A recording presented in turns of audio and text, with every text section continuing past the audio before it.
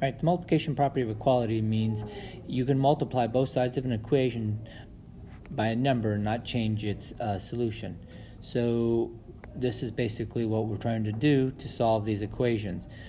You would multiply in an equation such as this one when there is a division in the problem with the letter. So since this right here has a division, I'm going to multiply both sides by that number, whatever that denominator is. This cancels this out, which solves my equation.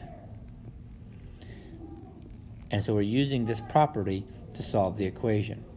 So if we look over here, and I have x over 3 equals 12. I have a division, so I'm going to multiply both sides by that 3, which gives me the answer of 36. Now, the opposite can be said. So if we take the logic that we can use the multiplication property when there's division, what happens if, and I'm going to look at this problem right here, what happens if I have a multiplication to begin with? Then we would do the division property. So if we divide, we can get the answer. So if you see multiplication, you do division, and when you see division, you do multiplication. So I have a negative 11y equals 44, and so I'm going to divide by that a negative 11 to get my answer of a negative 4. So when we have a fraction, we actually have multiplication and division going on. So I have a 3 and division of 4 times y equals 12. So common sense says if I have both, I'm going to do both. We call this the inverse. So if I take the inverse of that fraction to multiply, that gets, I have a division of 4, so I multiply by 4. I have a multiplication of 3, so I divide by 3. They cancel each other out and give my answer of y equals 12 over 1, and this gives us 16. So there's how we solve it when we have a fraction. So if we look at this problem, 9 equals a negative 3/5 x. My fraction is a negative 3/5, so I'm going to, in blue, flip, and I'm going to keep the negative, so I'm flipping everything. So I'm taking the original and flipping it, and I'm going to do the same thing, negative, multiply this by negative 5/3. So if I do that, I end up with a negative 15.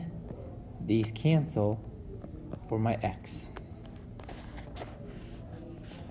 This problem is multiplication, so I'm going to divide by a negative 11, so y equals negative 4.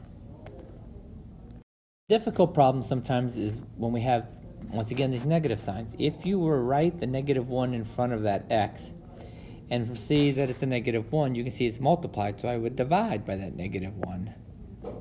And when you divide, they cancel each other out, and x gives us a negative 4. So sometimes you just have to see that that's a negative 1 in front. And if you see it, then you can do your multiplication or division depending on what you need to do. They cancel. And this 2 negatives divided gives us a positive 7. Now at this point, we're able to do both addition and multiplication properties. So if we have an equation such as this one right here, I need to always do the addition and subtraction first, and then do the multiplication second. So this one is first, this is second. So if I have a negative 4y minus 15, here's my problem. I do my addition first. So I add that to both sides. That cancels it. Gives me a negative 4y equals 40. Now I have a multiplication, so I can divide by the negative 4. Oops. Divide by negative 4. And so I get my answer of y equals a negative 10. Over here, we have letters on both sides. So we have to get them on the same side first.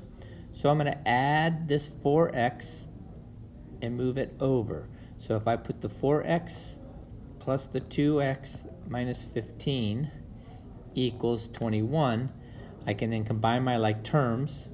That's all I'm doing is combining like terms. Now I have a problem that we're now familiar with. I'm going to do my addition first. Then I do my division. So x equals 6.